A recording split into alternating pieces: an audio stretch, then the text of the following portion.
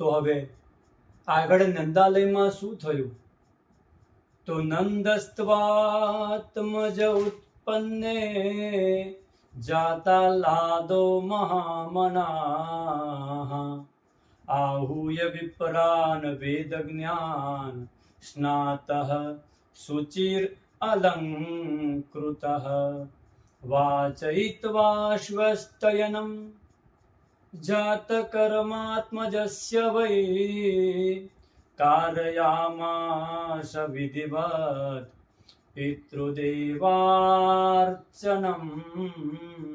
तथा धेनूनां नियुते प्रादाद् विप्रेभ्यः समलंकृते तिलाद्रिन् सप्नरत्नौघ शातकौम्बाम्बरावृतान्।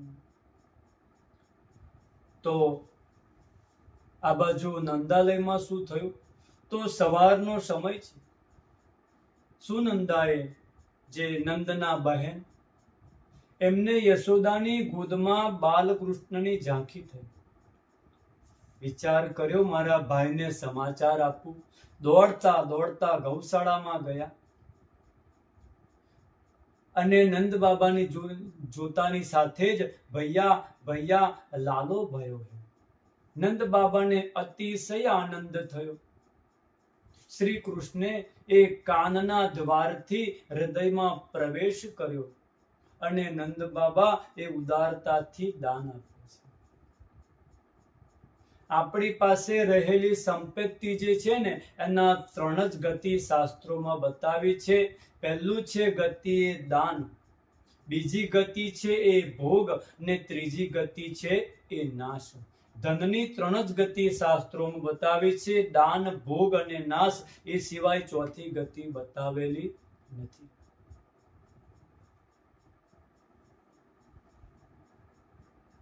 અને જેવો આ સમાચાર સાંભળ્યા તો નંદ બાબા જાણે કે 20-25 વર્ષના હોય ને એમ ઉછળી પડ્યા.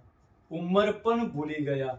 ઉપનંદનને કહે ભૈયા ઉત્સવ કેવી રીતે મનાવીએ? ચાલો આપણે ઉત્સવ મનાવીએ.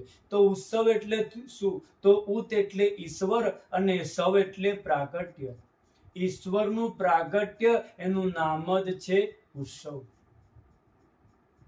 નંદ બાબા બોલ્યા પહેલા તો પંડિતોને બોલાવો. आहूय विप्रान वेद ज्ञान, વેદના જાણકાર બ્રાહ્મણોને બોલાવો. બધા બ્રાહ્મણોએ સૂચના આપી. સૂચના મળી કે ભાઈ નંદ બાબા યાદ કરે છે, તમારા આશીર્વાદથી જ લાલાનો જન્મ થયો છે.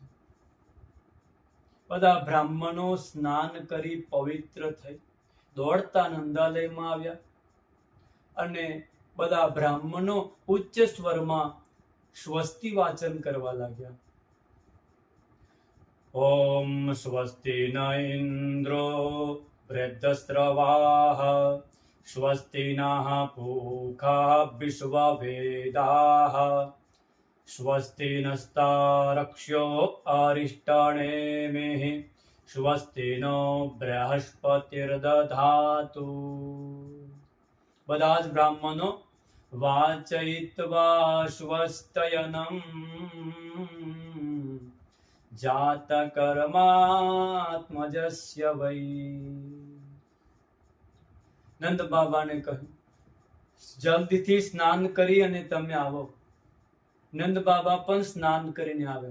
બ્રાહ્મણ કહે વસ્ત્ર અલંકારો ધારણ કરીને આવો. સ્નાતઃ શુચિ અલંકૃત, તૈયાર થઈને આવો.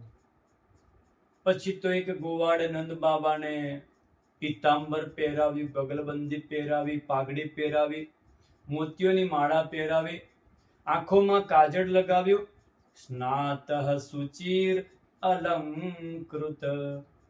સ્નાન કરી પવિત્ર થઈ નંદ બાબા ખૂબ જ સુંદર લાગે અને બ્રાહ્મણો પછી જાત કર્મ સંસ્કાર કરાવે. વાચયિત્વા સ્વસ્તયનમ જાત કર્માત્મજસ્ય વૈ. બ્રાહ્મણો મંત્ર બોલે, નંદ બાબાને કહે ચોખા ચડાવો, તો નંદ બાબા ચોખાને બદલે સાકર ચડાવે. બ્રાહ્મણો કહેવા લાગ્યા કે બાબા શક્કર નહીં, ચોખા ચડાવવાનું કીધું. ઓહો, સાવધાન થઈ ચોખા ચડાવે. પાછા મંત્ર બોલી બ્રાહ્મણો કહે હવે ઠાકોરજી પર જલ અર્પણ કરી આપો, તો જળને બદલે નંદ બાબા દૂધનું અર્પણ કરે છે. બ્રાહ્મણો કહેવા લાગ્યા નંદ બાબા તમારું મન ક્યાં છે, તમારું પૂજનમાં ધ્યાન નથી. નંદ બાબા કહેવા લાગ્યા સાચું કહું, મારું મન તો મારા લાલાના દર્શનમાં છે. તો બ્રાહ્મણો કહેવા લાગ્યા તમે એક સંકલ્પ કરી લો, બાકીનું બધું જ કર્મકાંડ પૂજાનું કર્મ અમે જાતે કરી લઈશું. યજમાન જો સંકલ્પ કરીને બ્રાહ્મણને પ્રતિનિધિ રૂપ બનાવે ને તો બધું કર્મ બ્રાહ્મણ યજમાન વતી કરી શકે છે.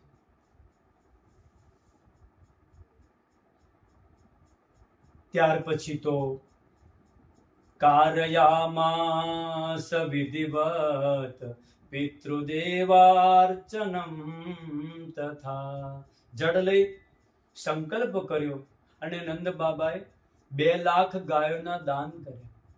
ધેનુ નામ નિયુતે પ્રાદાદ. કેવી રીતે? આમ ગાયને પણ શણગારીને.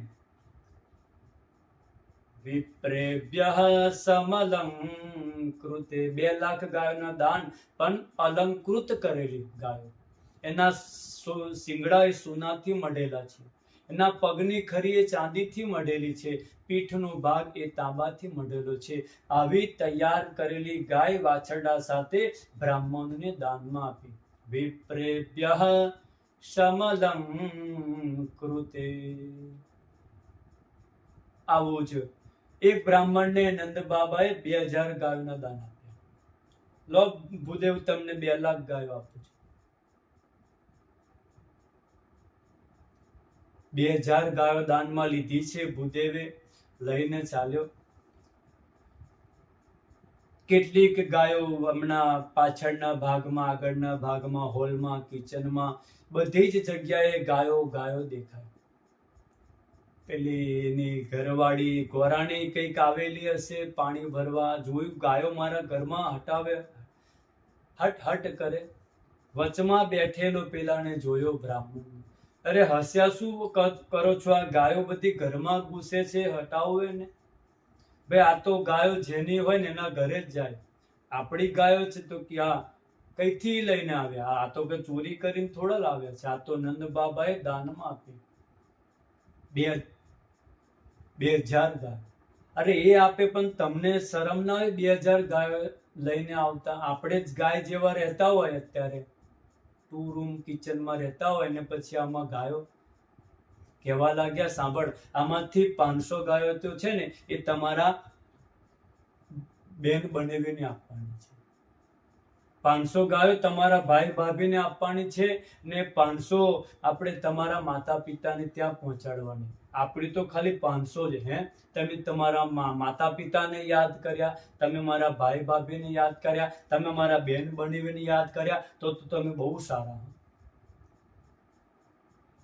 આમ આપણે પણ વાર તહેવારે દાન પુણ્ય કરતા રહીએ તો આપણે સારા. નંદ બાબાએ 2 લાખ ગાયોના દાન કર્યા છે. વિપ્રેભ્યઃ સમ અલંકૃતે. ત્યાર પછી 7 તલના ડુંગર લૂંટાવ્યા છે.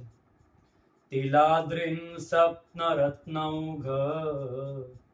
આ કહેવાય છે તલના ડુંગર, પણ આ ડુંગરની અંદર તમારે તલ શોધવા પડે એટલા બધા એની અંદર હીરા રત્ન માણેક પધરાવેલા, એટલે એમને લૂંટાવેલા છે.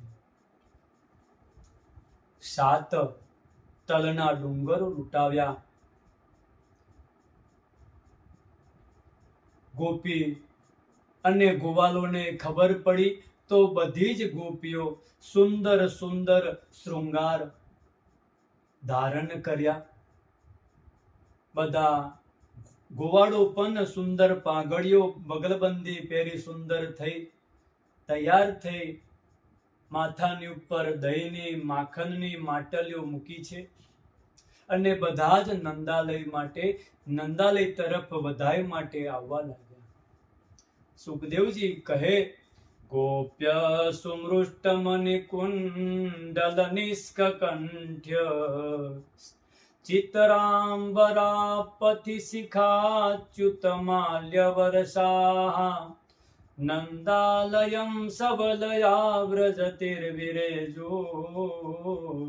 વ્યાલોલ કુંડલ પયોધરહાર શોભા. એમના ઉત્તમ વર્ણન સુખદેવજી કરે છે પરીક્ષિતને કે જ્યારે આ ગોપીજનો માથાની ઉપર દહીંના દૂધના માખણના માટલા લઈને જાય ત્યારે એના કેસાવલીમાં રહેલા પુષ્પ એ પણ ધન્યતા અનુભવે કે આ કેટલી ધન્ય છે ગોપીજનો કે પોતાના ચરણથી પરમ પુરુષના પરમાત્માના દર્શન માટે જાય છે, એમના જન્મની વધાઈ લઈને જાય છે, તો એ મસ્તકમાં રહેલા પુષ્પ એ ગોપીના ચરણમાં પડે. ધન્ય છે કહીને. ચિતરાંબરા પથિ સુખાચ્યુત માલ્ય વર્ષા, એના ચરણમાં પુષ્પની વર્ષા થવા લાગી. આ બાજુ નંદાલયમાં બધા ગોપીજનો પ્રવેશ કરે છે તો નંદ મહોત્સવનો કેવો સુંદર ઉત્સવ થાય, આનંદ થાય એ આપણે આગળ સમજીએ. જય શ્રી કૃષ્ણ.